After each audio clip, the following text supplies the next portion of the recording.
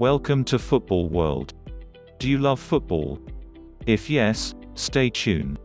Please like, share, comment and subscribe, and don't forget to turn on your notification. England 2-0 Germany. England must reach final to make Germany win one of their greatest. England have not done this since the 30th of July 1966.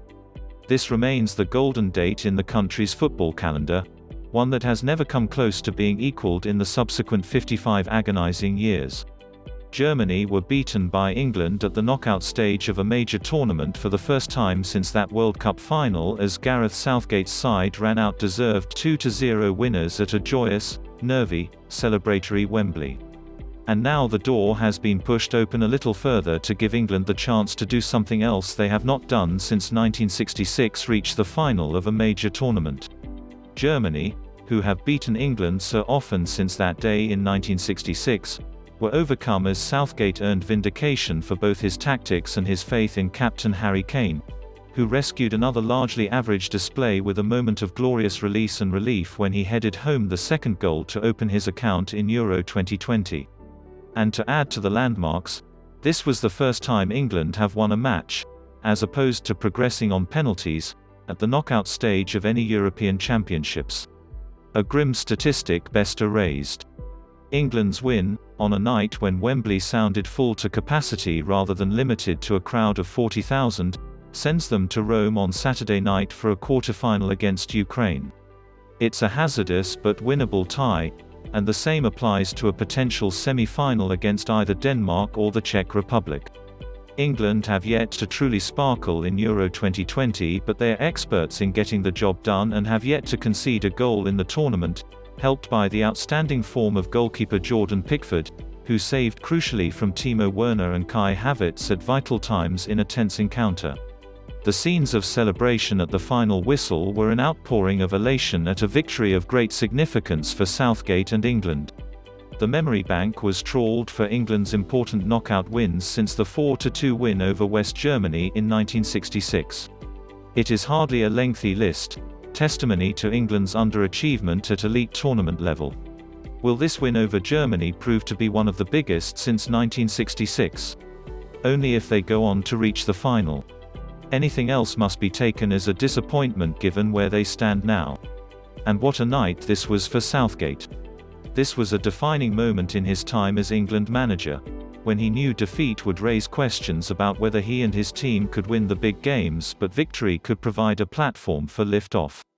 It was not just the biggest win of his England managerial career given the opposition, the pressure and the stage, it also gives him something else to talk about when Germany is mentioned rather than his penalty miss in the semi-final shootout at Euro 96. Southgate knew the risks involved when he reverted to a three-man central defensive system and kept the people's favourites Jack Grealish and Phil Foden on the bench, preferring Arsenal's excellent 19-year-old Bukayo Saka on this occasion. Listen to Southgate's post-match words and you can hear why he deserves praise for having the courage of his convictions, ignoring the noise and clamour for the popular choices, believing pragmatism would win the day and that creative forces like Grealish were better utilised coming off the bench. You know that if you change the shape and pick certain personnel instead of others and it goes wrong, you're dead, said Southgate. England are very much alive as, not without anxious moments and spells of suffering, they came through with Raheem Sterling continuing an outstanding Euro 2020 with his third goal of the tournament to open the scoring before Kane applied the finishing touch. And, as Southgate suggested, Grealish was the game changer when he came on.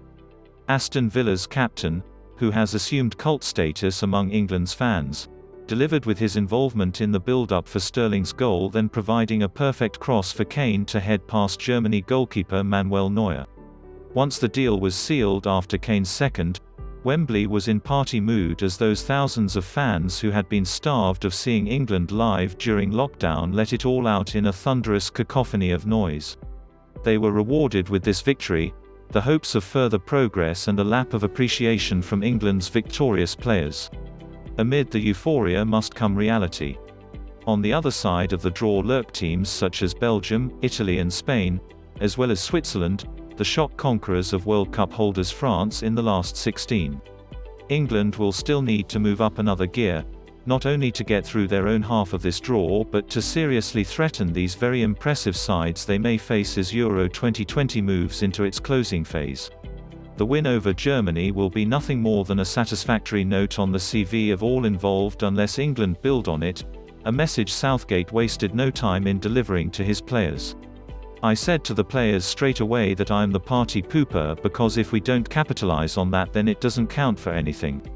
The bottom line, however, is that tournament football is not necessarily about sparkling, it is about winning, and so far England could have done no more to reach the last 8. This mission was accomplished. Now they must do it again in Rome on Saturday. Thanks for watching. Please don't forget subscribe, like, share and comment.